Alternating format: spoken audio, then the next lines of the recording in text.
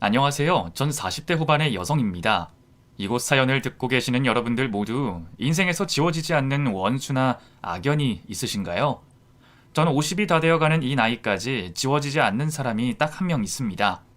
그 원수 같은 사람과 하필 가족으로 묶여버리게 되어 힘든 시간을 아주 길게 견뎌야 했죠. 그 사람과 인연이 끝난 지 벌써 10여 년이 다 되어 가는데 아직도 제가 당했던 일들이 생생히 기억이 나네요. 그래서 그 원수 같은 사람에 대해서 이야기해 볼까 해요. 과거 저에게 형님이었던 그 여자에 대한 이야기를 말이죠. 시간 관계상 제가 겪어온 모든 일들을 설명할 수 없겠지만 최대한 중요한 이야기들을 빼놓지 않고 이야기하도록 하겠습니다. 전 친구에게 소개를 받았던 남편과 연애 끝에 결혼을 하게 됐어요. 남편은 성격도 유순했고 책임감도 강했던 사람인지라 짧은 만남에도 결혼에 대한 확신을 할 수 있었죠. 그렇게 서로의 부모님과 가족들에게 찾아가 인사도 했고 양가 부모님을 모시고 한 상견례까지 잘 마무리되며 결혼식 날을 잡게 됐죠. 그런데 남편의 가족들 중 제가 얼굴 한 번, 목소리 한 번 못 배웠던 분이 있었습니다. 바로 저에게 손이 형님이 되시는 분이었어요. 의사였던 형님께서 병원 일이 바쁘시다며 항상 가족들이 다 같이 있는 자리에 불참을 하셨죠. 제 입장에서는 황당하기만 했습니다. 아무리 병원 일이 바쁘다고 하지만 얼굴을 볼 수 있었던 자리가 좋게 10번은 넘어가는데 그중 잠깐이라도 자리에 나오시지 않는 게 이상하게만 느껴졌죠. 같은 며느리로서 좋든 싫든 궁금한 게 많을 텐데 어떻게 단 한 번을 만날 수 없는지 궁금하기만 했어요. 가족들 사람을 궁금해 하시지 않는 모습에 제가 먼저 남편에게 형님이 어떠한 분인지 물어보게 됐습니다. 근데 형님은 나에 대해서 궁금해 안 하셔? 글쎄, 나도 형수 얼굴 본 지가 꽤 오래돼서 형수가 원래 좀 자기 멋대로 하는 사람이야. 최근에는 우리 집이 경제적으로 형수 도움을 좀 받은 일이 있었는데 그것 때문에 더 자기 멋대로 하는 성향이 생겼고 평생 남한테 싫은 소리를 들어본 적 없어서 그런가 봐. 공부를 잘해서 어렸을 때부터 형수 부모님께서도 아무런 터치를 안 했다고 들었거든. 내가 잘은 모르지만 형수 부모님도 형수를 어려워할걸? 뭐 그나마 아버지 살아계실 때는 우리 집을 어려워했는데 뭐 요즘에는 그러지도 않아. 아버지 돌아가시고 난 이후에 우리 집이 몇 번 힘든 적이 있었는데 그때 도움 주고 난 이후로 더 막 나가기 시작했거든. 뭐 가끔 선을 넘는 일이 있기는 한데 뭐 어머니가 참으라고 하니까 참고 있기는 하지. 근데 그런 일도 그렇게 많지는 않아. 뭐 거의 병원에 사는 사람이라 별로 마주칠 일도 없거든. 그때까지만 해도 가끔 주변에서 볼 수 있는 자기 잘난 맛에 취한 사람 정도로 생각했습니다. 워낙 바쁘게 살아 얼굴 볼 일도 별로 없을 거라는 남편의 말에 오히려 어려울 수도 있는 사이 자주 마주치지 않아도 될 것 같아 다행이라고 생각했죠. 그 이야기를 들은 후에도 형님을 직접 뵐 수 없었습니다. 제가 형님의 얼굴을 직접 뵙게 된 건 결혼식 날이 처음이었어요. 안녕하세요. 처음 뵙겠습니다. 박지연이라고 합니다. 그래, 동서. 뭐 어쩌다 보니 식장에서 처음 인사를 하게 됐네. 앞으로 잘 부탁해. 내가 바빠서 동서가 실행 일을 많이 신경 써야 할 거야. 형님은 처음 본 저에게 큰 관심이 없어 보였습니다. 오히려 식장에 온 자신의 지인들을 맞이하는데 더 많은 관심을 보였죠. 그 당시 병원 일이 얼마나 바빴는지 모르겠지만 형님은 우리 부부의 결혼식이 마치기도 전에 떠나버렸고 결혼을 한 후로도 얼굴 보기가 힘들었어요. 남편 말처럼 정말 자기 마음대로 행동하는 사람이었거든요. 아무리 자기가 바쁘다고 해도 시댁을 챙겨야 하는 중요한 날이 몇몇 개 있기 마련인데 형님은 그런 날도 챙기지 않았고 챙기더라도 자기 시간에 맞추길 원했죠. 그리고 제 기준에는 할 수 없다고 생각하는 감정의 표현을 너무나도 쉽게 시댁 가족들 앞에서 표현했습니다. 짜증도 내고 화도 내면서 자기 기분 내키는 대로 행동했죠. 동서는 명절이 좋아? 아니면 시댁 식구들에게 잘 보이려고 억지로 웃고 있는 건가? 네? 억지로 웃는 건 아닌데요. 근데 저희 집 정도면 재밌는 명절 아니에요? 남자들도 일 다 도와주고 제사상도 차릴 게 별로 없고 가족들 모두 모여서 웃고 즐기는 게 진짜 상상으로만 하던 명절 같아서 전 재밌는데. 퍽이나 좋겠다. 좋긴 뭐가 좋아. 남의 식구들하고 섞여서 노는 게 편하다곤 하지만 제사 같은 건 왜 지내나 싶고 난 다 짜증나. 그냥 우리 병원 원장님께 말해서 병원하겠다고 할 걸 그랬어. 아, 여보. 아니, 뭐라고 하는 거야? 어머님도 계시는데. 뭐? 나는 내 생각도 말 못해? 내가 그래서 명절에 시댁에 안 오기라도 했어? 거침없이 내뱉는 말에 가족들이 당황한 적이 여러 번이었습니다. 어머님께서도 불편한 기색을 보이셨지만 형님에게 받은 도움이 있어 혼내지 못하시는 것처럼 보였죠. 그나마 그때는 그 정도가 형님이 마음대로 행동할 수 있는 수위 중 가장 높은 수위였어요. 나중에는 이러한 모습이 기본이 됐지만요. 뭐 하여튼 그 정도 짜증을 부리긴 해도 더 심한 행동은 못했습니다. 특히 저와 남편에게는 짜증 한번 부린 적 없었죠. 그렇게 시간은 흘러갔고 저와 남편이 결혼을 한 지 10년이 더 넘어가고 있을 때였어요. 그때 사업을 하던 남편 상황이 안 좋아지게 됐고 집안 형편도 한순간에 떨어지게 됐죠. 가진 재산을 거의 다 털어 막는다고 막아봤지만 갚아야 할 돈이 아직 한참이 있었습니다. 상황이 너무 급박했던 우리는 여유가 있던 형님에게 도움을 요청하게 됐고 형님께서는 흔쾌히 도움을 주셨죠. 그 금전적 도움을 받았던 게 문제가 됐습니다. 형님 입장에서는 시댁 가족들 모두가 자신의 도움을 받았으니 이제는 자기 마음대로 해도 누구 하나 뭐라고 할 사람이 없다고 생각했나 봐요. 이전보다 더 거릴 것 없이 행동하기 시작했죠. 어머님과 저희 가족들 모두를 자신을 떠받드는 하인 정도로 생각하는 것 같았습니다. 네, 형님. 어쩐 일로 전화하셨어요? 다름이 아니라 우리 병원에 근무하는 간호사가 결혼을 하거든? 나랑 인연이 좀 오래된 간호사라서 내가 가만히 있을 수가 없잖아. 그래서 작게 축하 파티 좀 해주려고 하는데 어머님이랑 동서가 음식 좀 준비해놔. 네? 어머님과 제가요? 그래. 그럼 밥은 내가 준비할까? 두 사람이 나보다 남는 시간이 많으니까. 별거 없어. 그냥 제사 음식이나 잔치상 차리듯이 하면 돼. 인원은 내가 확실해지면 연락 줄 건데 우선 한 12명 정도로 생각해놔. 같은 말을 해도 부탁조로 말을 하면 그나마 듣기라도 좋을 것을 당연히 저희가 해야 하는 일처럼 말하는 형님의 말이 거슬렸습니다. 그래서 제 입에서도 말이 좋게 나가지 않았죠. 이건 너무 사적인 일 같은데요. 동료분 축하를 해주고 싶으신 거면 꼭 집에서 하실 게 아니라 식당 자리 잡으시고 선물 주시는 걸로 충분할 것 같고요. 그래서 못하겠다고? 동서 내가 나 좋자고 이러는 것 같아? 이것도 결국에는 다 시댁 식구들에게 도움되는 일 아니야? 병원 사람들끼리 잘 지내야 병원도 잘 돌아가고 그래야 나도 월급 끊기는 일 없이 일하지. 내가 왜 이렇게 돈을 열심히 버는데? 나 혼자 먹고 살라고 하면 이렇게 하지도 않아. 이게 다 시댁 식구들이 나만 바라봐서 이러는 거 아니야. 어머님이나 동서집이나 다들 내 도움 받은 거 아니야? 그러면 날 도와줄 생각을 해야지. 사람이 생각할 줄 알고 염치가 있으면 방금 전 같은 말은 하면 안 되는 거지. 형님이 도움받은 일 가지고 걸고 넘어지자 제 입장에서는 뭐라고 할 말이 없었습니다. 결국 어머님과 제가 형님 댁으로 가서 하루 종일 음식만 하다가 와야 했죠. 그 일을 시작으로 형님은 아주 사소한 일까지 저희에게 시키기 시작했어요. 정말 사소한 일에도 굳이 저희에게 일을 시키는 것을 보니 마치 빌려간 돈의 이자를 받아가는 대신에 저희를 괴롭히는 듯 보였습니다. 자신이 지시하는 일에 대해 거부하는 반응을 보이면 도움을 준 걸로 협박을 해오니 당장에 큰 돈을 갚을 형편이 되지 않았던 저는 어쩔 수 없이 형님에게 끌려가게 됐죠. 나중에는 자기 기분에 따라 이유 없이 가족들에게 짜증과 화를 냈지만 우리들 모두 속으로 화를 삼킬 뿐 형님에게 저기를 드러내지 못했습니다. 오히려 형님이 화를 낼 때면 저희가 알아서 형님의 기분을 풀어주려 맞춰줘야 했죠. 화가 난 이유를 모르니 어떻게 풀어줘야 할지도 몰랐고 그때마다 저희는 형님의 눈치를 보기 바빴습니다. 그럴 때면 유일하게 이빠른 소리를 하는 가족이 한 명 있었어요. 바로 제 딸 정화였죠. 어머님, 청소를 매일 안 하세요? 더러워서 내가 이 집에 들어오기가 싫네. 왜 이렇게 더러운 건데요? 동서는 어머니 집 정리도 안 하고 뭐해? 그깟 일해서 얼마나 번다고 어머님을 이렇게 방치하고 있냐고? 연미야, 내가 잘못한 거다. 청소는 매일 하는데 그 어젯밤에 베란다에 있는 화분 가지고 화장실에 왔다 갔다 한다고 더러워진 것 같다. 둘째도 이제 막 왔는데 모를 수도 있지. 내가 얼른 치우마. 더 큰 소리가 나기 전에 어머님께서 형님을 진정시키며 형님이 지적한 곳을 치우려 하셨어요. 그때 정화가 형님에게 말을 했죠. 발견하고 거슬리는 사람이 치우면 되는 걸 왜 할머니가 치우려고 하세요? 큰엄마, 그렇게 할머니 생각하시면 말로만 그렇게 하시지 말고 직접 치우세요. 왜 연세 드신 할머니께서 직접 움직이시게 만드세요? 뭐?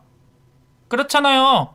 그리고 우리 엄마는 방금 이 집에 도착해서 다 같이 먹을 식사 준비하고 있는데 저걸 볼 시간이 있겠어요? 먼저 도착해서 계속 TV나 보고 있는 큰엄마가 치워야죠. 그리고 흙도 아니고 겨우 먼지 조금인데 그걸 꼭 밥 먹기 직전인 지금 말하셔야겠어요? 어차피 저희 엄마가 가족들 일어나기 전에 청소 한번 하잖아요.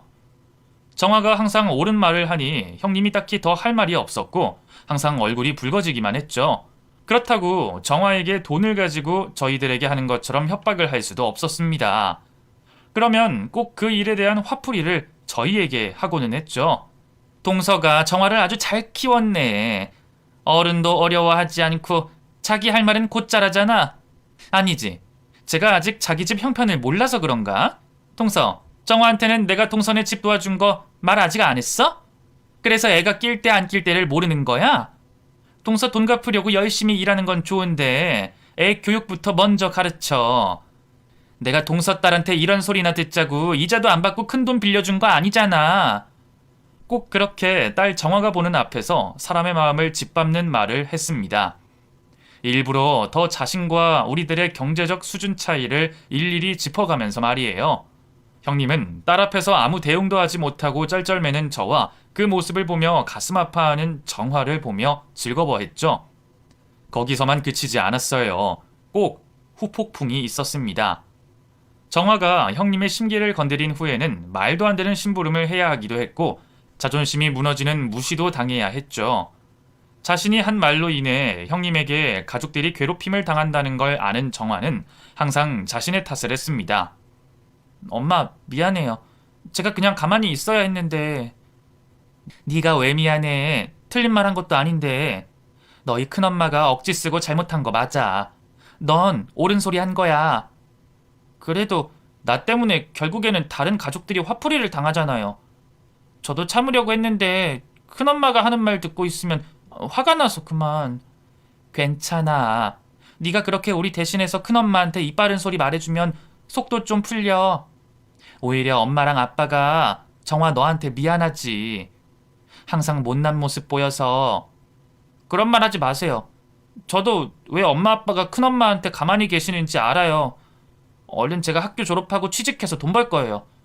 그래서 큰엄마가 빌려준 돈 다 갚고 다시는 우리들한테 찍소리도 못하도록 할게요. 제가 딸에게 더 미안해해야 하는 상황임에도 불구하고 정화는 자신이 잘못했다고 생각하며 형님과의 대립을 하지 않으려고 했어요. 물론 눈앞에서 펼쳐지고 있는 어이없는 상황을 보고 참는다는 게 쉬운 일은 아니었지만 자신의 행동과 말로 인해 다른 가족들이 피해를 입을까 싶어 어떻게든 참아내고 있었죠. 저도 참고 있는 정화의 마음을 알고 있었기에 최대한 형님과는 마주치지 않게 해주려 일부러 자리를 피하게 만들어줬습니다.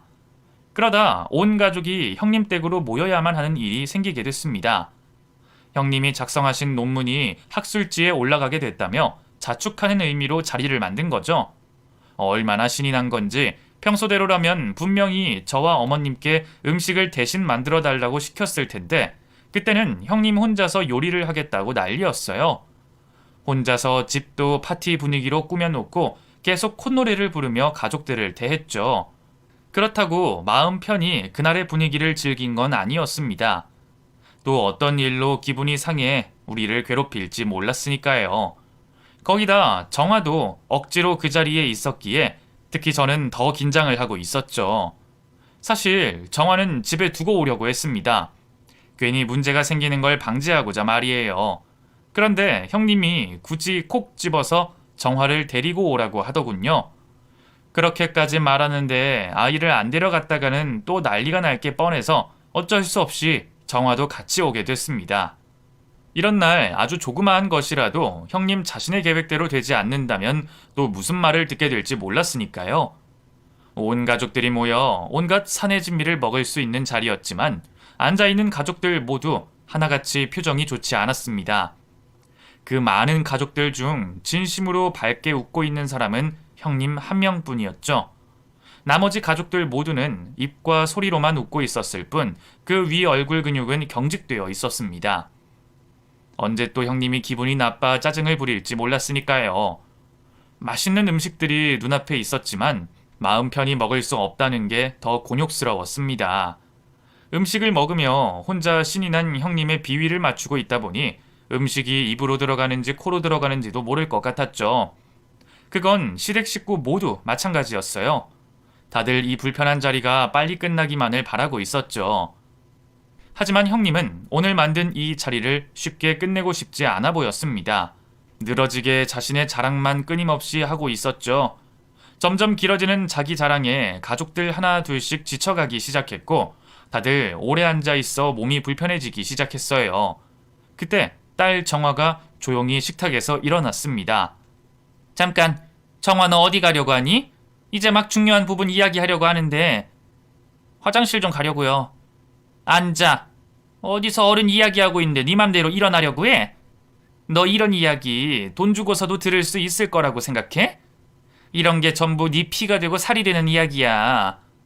원래 우리 윤정이한테만 들려주고 싶은 이야기인데 걔가 지금 한국에 없으니까 특별히 선심 써서 여기 가족들에게 들려주는 이야기야.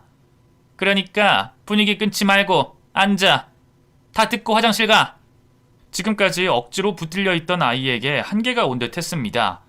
처음부터 오고 싶지 않은 자리기도 했고 쓸데없는 자기 자랑이니 짜증이 많이 났겠죠. 지금까지 저희를 위해 성질을 참고 있었지만 화장실까지 못 가게 하는 행동에 정화는 더는 참지 않았습니다. 화장실 가는 것까지 허락받고 가야 돼요? 별로 중요하지도 않은 큰엄마 자랑 이야기 때문에? 뭐? 너 지금 뭐라고 했어? 이게 또 잠잠하다 했더니 고세를 못 참고 성질을 부리네? 딸이 하는 말이 전부 맞았지만 괜히 큰 소리 나고 우리 가족들 들들 볶이는 상황을 만들고 싶지 않았습니다. 저와 남편은 짜증이 잔뜩 나 있는 딸을 말렸고 나머지 가족들은 형님을 말리며 어떻게든 좋은 분위기를 이어가려고 했죠. 첫째야, 그 정화가 화장실이 너무 가고 싶어서 그런 것 같아. 내가 아까 보니까 네가 준비한 음식이 맛있어서 너무 많이 먹더라고. 안 그래도 나도 오랜만에 너무 맛있는 음식을 먹다 보니 화장실 좀 가고 싶었는데 잠깐 쉬면 안 되겠니? 그래 여보, 나도 좀 그런데 잠깐 쉬자. 그리고 내가 아까 재수 씨한테 들었는데 정화가 몸이 안 좋다고 하더라고. 그래서 더 짜증이 났나 봐. 오늘 당신이 주인공인 날인데 작은 일 가지고 기분 망쳐서 되겠어? 당신이 너그럽게 이해하고 넘겨줘. 다들 자신에게부터 쩔쩔매는 모습을 보이자 기분이 조금 풀렸는지 형님은 선심을 쓰는 듯 기분이 풀린 모습을 보여줬습니다. 정화야, 다음부터는 네 몸이 안 좋으면 안 좋다고 말을 하고 다음 상황을 말해. 알겠어? 네가 그렇게 갑자기 일어나면 앞에서 말하는 사람 입장에서는 얼마나 기분이 나쁘겠니? 얼른 화장실 가봐. 그런데 형님의 말이 끝나기도 전에 쨍그랑하며 무엇인가 깨지는 소리가 들려왔어요. 짜증이 잔뜩 나있던 정화가 말 같지도 않은 형님의 말이 끝나기도 전에 화장실을 가려다 실수로 물잔을 깨버린 거죠. 뭐야? 뭘 깨트린 거야? 어머! 너 지금 뭘 깨트린 줄 알아? 이게 어른 말 끝나기도 전에 움직이더니 너 이거 어떻게 할 거야? 어떻게 할 거냐고! 딸에게 화를 내고 있는 형님을 제가 가로막았고 깨진 물잔에 대한 보상을 하겠다고 말했죠. 형님, 죄송해요. 제가 깨진 물잔은 보상할게요. 애가 일부러 그런 것도 아니고 화장실 가려다 실수로 그런 거니까 용서해 주세요. 동서, 이게 어떤 물건인 줄이나 알아? 이거 돈 준다고 쉽게 구할 수 있는 물건 아니라고. 이거 영국 브랜드 빈티지 모델이야. 돈 있다고 구할 수 있는 물건이 아니라고.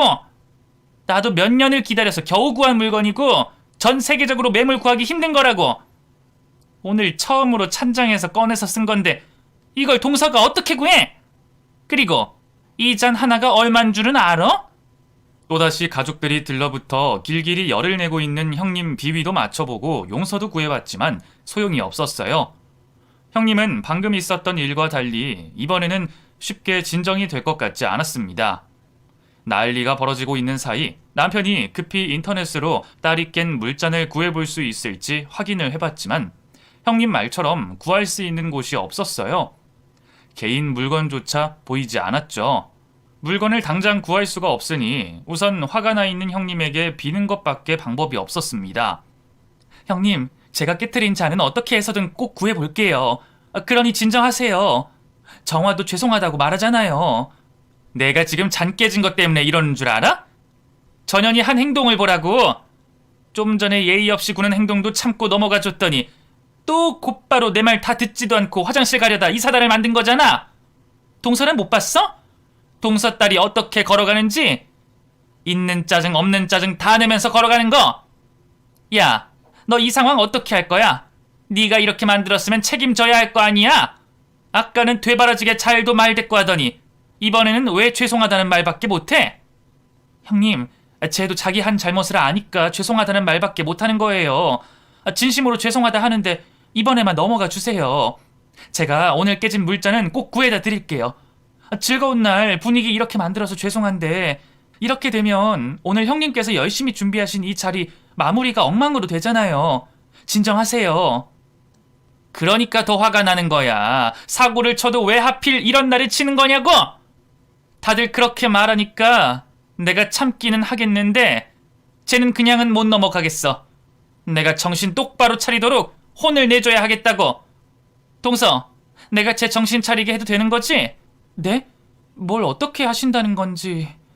그냥 무릎 꿇고 손 들고 있는 정도면 되지 않겠어? 그 정도는 애기들도 하잖아. 정화가 잘못을 한 건 맞으니 물건값을 변상하는 걸 제외하고도 합당한 처벌을 받는 게 맞다 싶었습니다. 그래서 형님의 말대로 무릎을 꿇은 채 손을 들고 있기로 했죠. 그리고 남은 가족들은 다시 자리에 앉아 벌을 받듯이 형님이 하는 이야기를 억지로 계속 듣게 됐습니다. 그런데 금방 끝날 것 같았던 자리가 계속 이어졌고 정화 역시 계속 벌을 받게 됐죠. 2시간이 지나도 벌이 계속 이어지자 가족들 모두 정화를 신경 쓰기 시작했고 형님의 눈치를 계속 보게 됐습니다. 땀을 뻘뻘 흘려가며 벌을 서고 있는 정화를 더는 볼 수가 없었어요. 형님, 제가 정화는 집으로 데려가서 단단히 혼을 낼게요. 그러니 좀 봐주세요. 벌 서고 있는지도 벌써 2시간이 되어가는데. 동서, 내가 지금 쟤랑 장난치고 있는 것 같아? 쟤 벌 받는 거야. 자기가 잘못한 짓에 대한 벌. 겨우 2시간밖에 안 됐는데 뭘 봐줘? 제가 오늘 같은 일은 2번 다시 없도록 알아듣게 교육시킬게요. 정말이에요. 아, 그래. 여보, 이제 그만하자. 동훈이랑 재수씨가 이렇게까지 말하고 정화도 이제 말길 다 알아듣는 나이잖아. 다들 왜 이래 정말? 또 내 기분 잡치려고 이러는 거야? 하루에 내 기분 몇 번이나 잡쳐야 만족을 하려고 이래? 제가 내 물잔 깬 화가 아직 덜 풀렸다고. 그래서 겨우 2시간 벌을 선 걸로는 안 되겠다는데 왜 제 3자들이 이래라 저래라 하는 거야? 내가 다른 잡소리 듣기 싫으니까 손은 내리게 해줄게. 근데 또다시 제 벌 서는 거 가지고 이래라 저래라 이러면 다들 각오해. 그때는 여기 있는 가족들 전부 큰일 생길 줄 알아. 그렇게 또 4시간이 더 지났습니다. 형님도 이제 더 이상 할 이야기가 없는 것 같은데 억지로 다른 이야기들까지 끌고 와서 시간을 늘리는 것 같았어요. 정화가 2번 다시는 자신을 거역하지 못하게 하려고 작정을 하는 듯 했습니다. 꼼짝도 못하고 무릎을 꿇은 지 6시간이 넘어가고 있었으니 정화 상태가 좋을 리가 없었어요. 더 이상은 안 되겠다 싶었습니다. 정화에게 다가가 물 한 잔을 주며 다리를 펴줬죠. 동서, 잠깐. 지금 뭐 하는 거야? 내가 언제 동서 보고 정화 쉬게 하라고 했어? 제발 정도껏 하세요. 그 물잔 얼마나 아끼시는 건지도 알겠고 쉽게 구하지 못한다는 것도 알겠는데 그렇다고 애를 이렇게 잡을 일이에요? 죄송하다고 몇 번이나 말했어요. 제가 무슨 일이 있어도 구해드린다고 했죠. 몇 년이 걸리더라도 제가 꼭 똑같은 걸로 구해드릴게요. 돈으로 대신할 수 있다면 몇 배를 더 쳐주더라도 드릴 테니 제발 그만하세요. 솔직히 지금 일부러 이러시는 거잖아요. 정화가 평소 형님을 대하는 태도 때문에 이러는 거 모를 것 같아요? 그러게 누가 그 잔 깨라고 했어? 근데 동서, 어따 대고 말을 그따위로 해? 쟤 하나로 부족해서 동서까지 기어오르기라도 하겠다는 거야? 첫째야, 이제 너도 그만해라. 둘째가 오죽하면 저렇게 하겠니? 너도 똑같이 자식 있는 입장인데 둘째 마음도 이해해줘야지. 그래, 당신 그만해. 이번에는 당신이 너무 심했어. 뭐야? 다들 왜 이러는 건데? 갑자기 나 말고 다른 돈줄이라도 잡았어? 아니면 로또라도 됐나 보지? 다들 제 앞가림도 못하는 주제 어디서 큰 소리야? 더러워서 더는 형님의 비위를 맞출 수가 없었어요. 사채를 빌리든 주변 사람들 바짓가랑이를 잡고 구걸을 해서라도 도움을 준 돈 갚으려고 했습니다. 그래서 저도 오만방자한 형님에게 대들었죠. 형님이 준 돈 곧 갚을 테니까 사람 좀 그만 업신여겨요. 애초에 그 돈 빌리고 이렇게 더럽게 나올 줄 알았으면 도움 받지도 않았다고요. 내가 우리 집안이 빌린 돈 전부 다 갚아줄 테니까 그 주둥아리 그만 좀 나불대라고요. 확 꿰매기 전에. 뭐? 이게 정말 미쳤나? 야, 너 따위가 그 돈 바로 갚을 수 있어? 가진 건 쥐뿔도 없는 것이 꼴에 자존심은 있어가지고. 야, 네가 뭐로 그 돈을 다 갚을 건데 여기 있는 사람들 중에서 그럴 만한 사람들이 있어? 제가 막 나가자 형님 역시 어머니께서 계시는 앞에서 온 가족들을 무시하며 맞불을 놨어요. 그때 제 옆에 있던 정화가 울면서 형님에게 소리를 질렀습니다. 그만! 제발 그만 좀 우리 가족들 무시해요! 큰엄마가 얼마나 잘났다고 우리 가족들을 괴롭혀요? 큰엄마, 제가 몰라서 참는 줄 아세요? 큰엄마가 얼마나 미친 짓 하고 다니는지 몰라서 당하고 있는 줄 아냐고요? 형님에 대한 비밀을 알고 있는 듯한 정화의 말에 가족들 모두 다음에 나올 말을 기다리게 됐습니다. 그리고 형님은 정화가 허풍을 떨고 있다고 생각했죠. 저 싸가지 없는 년이 또 어른들 말하는데 끼어들어? 야, 네가 뭘 아는데? 니까짓 게 뭘 아냐고? 이게 다 너 때문에 벌어진 일 아니야. 그러면 입 닥치고 가만히 있을 것이지 어디 끼어들어? 니 때문에 네 부모들 내 앞에서 무릎 꿇는 것까지 보고 싶어서 그래? 안 그래도 너는 네 부모 해결하고 혼내줄 테니까 잠자코 기다리고 있어. 허풍이요? 이걸 듣고도 허풍이라는 소리가 나올까요? 정화는 가방에서 작은 기계를 꺼냈습니다. 녹음기였죠. 몇 초 뒤 그 녹음기에서 정체를 알 수 없는 소리가 들려왔어요.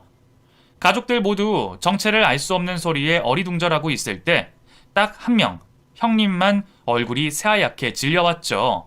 그리고 얼마 뒤 형님이 왜 그렇게 당황을 할 수밖에 없었는지 알 수 있게 됐습니다.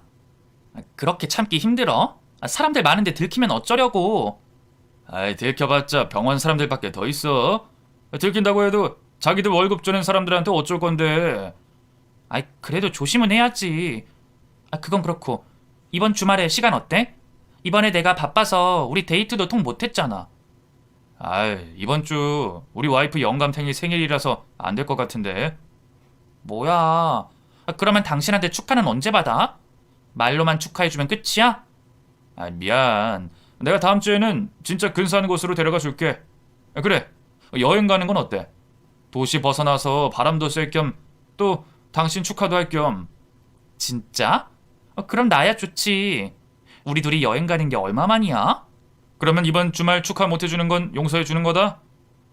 그럼 당신은 이번 주말에 뭐 할 거야? 글쎄, 당신이랑 뜨거운 시간 보낼 생각만 해서 잘 모르겠네. 오랜만에 스트레스나 좀 풀까? 안 그래도 논문 때문에 쌓은 스트레스가 어마어마했는데.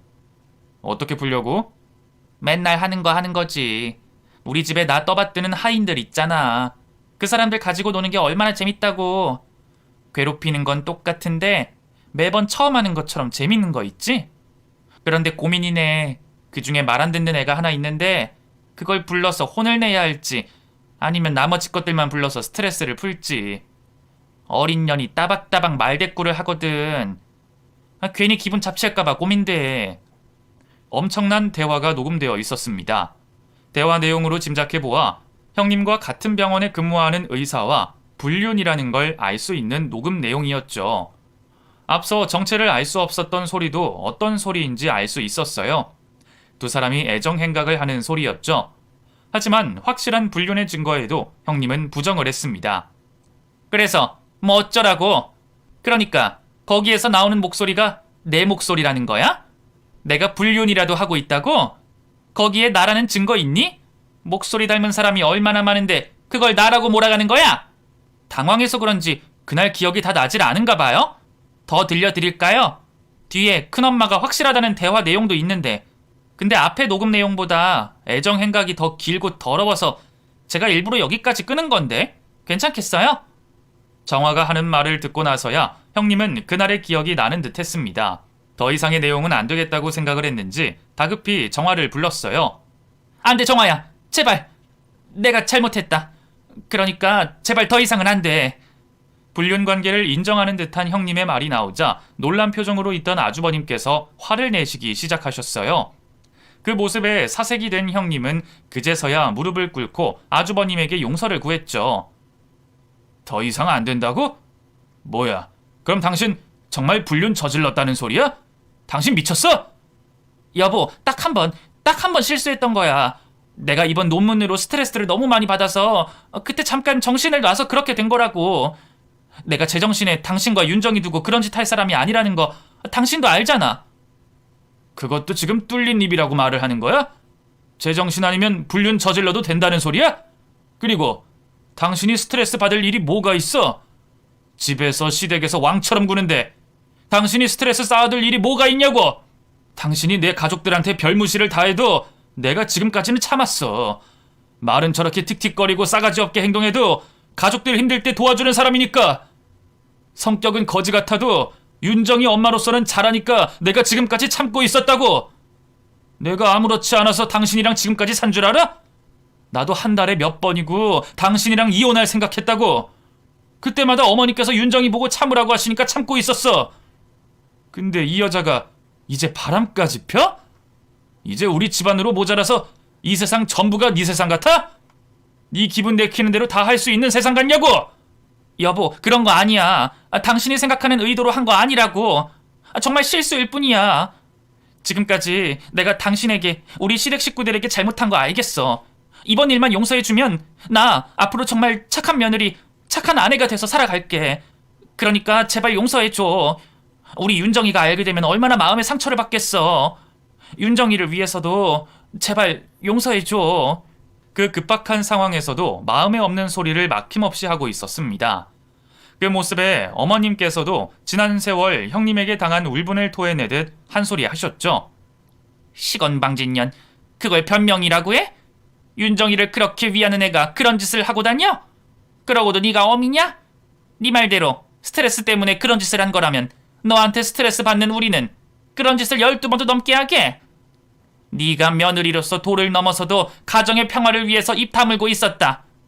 솔직히 너에게 도움받은 게 있으니 고맙기도 하고 내가 부족한 게 죄다 싶어서 참기도 했는데 그보다 내 귀한 아들, 귀한 손녀 때문에 참은 적이 더 많았다. 네 말대로 그놈의 스트레스로 생긴 일이라면 우리한테 화풀이하면 되는 거 아니냐? 근데 감히 우리 아들, 내 손녀에게 상처가 될 짓을 하고 다녀? 그리고 정화가 가지고 온 녹음의 내용을 더 들어보면 알겠지만 그게 어디 실수를 한 사람들이 나눈 대화 내용이더냐? 더 이상 말도 안 되는 변명 짓거리지 말아라. 어머님, 죄송해요. 제가 지금까지 못된 며느리인 건 알아요. 앞으로도 절대 그런 짓 하지 않을게요. 이번만 용서해 주시고 이 사람 마음 좀 돌려주세요. 아니, 어머니께서 어떤 말씀하셔도 내 결정 변하지 않아. 나 당신이랑 이혼할 거고 윤정이한테도 이 사실 말해서 당신 절대 용서 못하게 할 거야. 여기 있는 사람들 전부 당신에게 당한 사람들이야. 도와달라고 해도 도와줄 사람 하나 없다고. 어디 두고 봐. 당신 의사라는 직함 하나 믿고 항상 사람들 개무시하고 고개 뻣뻣하게 다녔는데 앞으로 숨어서 살게 해줄 테니까. 불륜 저지른 의사라고 내가 광고해 줄 거라고. 아주버님 입에서 이혼을 한다는 말과 딸 윤정이에게도 알리겠다는 말이 나오자 형님은 이성을 놓은 듯한 모습을 보였습니다. 정신 나간 사람처럼 울면서 저에게 도움을 요청했죠. 동서는 내가 무슨 말 하는지 이해하지? 동서는 착한 사람이잖아. 나 윤정이 없이는 안 돼. 그러니 동서가 내 편 좀 들어줘. 이런 상황에서도 끝까지 이기적이시네요. 아까 아주버님 말씀 못 들으셨어요? 여기 이 자리에 형님 편 들어줄 사람 없어요. 형님이 지금까지 가족들에게 한 행동을 생각하면 솔직히 때려 죽인다고 해도 속이 안 풀리죠. 아까도 말했잖아요. 그 도움받고 이런 취급 받을 줄 알았으면 절대 안 받았다고. 맨날 자기만 잘나고 똑똑한 척은 다 하더니 그런 사람이 불륜을 저질러요? 그리고 편을 들어도 들만한 일이 있죠. 불륜녀 편을 왜 들어줘요? 방금 전 우리 정화한테 한 행동만 생각하면 한 대 쥐어받고 싶은데 그래도 아직은 형님이니까 참습니다. 그러니 내 다리 놔요. 정말 한 대 맞기 전에. 결국 이 집안에 자신의 편을 들어줄 사람이 없다는 걸 알게 된 형님은 모든 것을 포기한 채 바닥에 누워 눈물을 흘렸습니다. 아주버님께서는 더 이상 형님과 같은 공간에 있을 수 없다며 짐을 챙긴 채 어머님 댁으로 가셨고 저희 가족들도 집으로 돌아갔죠. 그 이후 아주버님과 형님은 이혼을 하게 됐습니다. 그 과정 중에 유학을 가 있던 윤정이가 모든 사실을 알게 되며 형님을 외면하게 됐고요. 아마 이렇게만 끝이 났어도 윤정이를 자신의 분신처럼 아끼던 형님에게는 견디기 힘든 시간이었을 겁니다. 그런데 한 가지 벌을 더 받게 됐죠. 형님은 이혼 소송으로 인해 불륜 사실이 알려지면 병원에 문제가 있을 수도 있으니 최대한 조용히 이혼을 하기 위해 아주버님에게 유리한 재산 분할을 해주는 합의 이혼을 선택했습니다. 하지만 불륜의 상대인 상간남 측에서도 불륜 사실을 알게 되며 결국 두 사람의 사이가 세상에 공개가 되어버린 거죠. 상간남의 배우자 측이 병원 앞에서 두 사람의 불륜에 대한 시위를 시작했고 그 이후로 병원을 찾는 환자들의 숫자가 줄었다고 합니다. 결국 형님이 병원을 그만두게 됐죠. 듣기로는 그분들께서 형님이 다니려는 병원을 따라다니며 근무를 하지 못하게 시위를 하고 있다고 알고 있어요. 그 일로 다시 병원 일을 하는데 꽤나 골치를 썩고 있다고 들었죠. 이혼 이후 내리막길을 걷는 형님과 달리 우리 가족들 모두는 이전보다 몇 배는 넘게 행복한 시간을 보내게 됐습니다. 딱 한 명 있었던 불청객이 사라지자 이전보다 더 자주 만나고 만날 때마다 웃음소리만 들리게 됐죠. 사람 하나 빠졌다고 이렇게 분위기가 확 바뀔 줄은 몰랐습니다. 물론 아주버님과 윤정이에게는 아직 형님 밀로 생긴 상처가 다 아물지 않았었지만 그건 우리 가족들이 곁에서 위로해준다면 잘 극복할 거라고 생각을 했죠. 힘든 시간 곁에 있어주는 게 진정한 가족이니 두 사람 곁에서 이 시간을 잘 헤쳐나갈 수 있게 우리 가족 모두가 아주버님과 윤정이를 내일처럼 신경 써줬어요. 그 결과 두 사람도 그 일을 잘 극복하게 됐죠. 세월이 많이 흐른 지금도 우리 가족들은 여전히 잘 뭉치고 화합하며 잘 지내고 있습니다. 아마 앞으로도 우리 가족은 이렇게 잘 지내겠죠. 형님의 소식은 알 수가 없어 잘 모르지만 지금도 그때와 똑같은 모습으로 살고 있지 않을까 싶어요. 그런 이유로 형님 곁에는 진정으로 자신을 생각해주는 사람 없이 외롭게 늙고 있을 거라 생각합니다. 앞으로 얼마 남지 않은 한 해 연말과 연휴로 가족들과 모일 자리가 많으실 텐데 여기 계신 모든 분들, 가족분들과 행복한 시간 보내시길 바라겠고 저는 이만 글을 마치도록 하겠습니다. 사연 읽고 들어주셔서 감사합니다.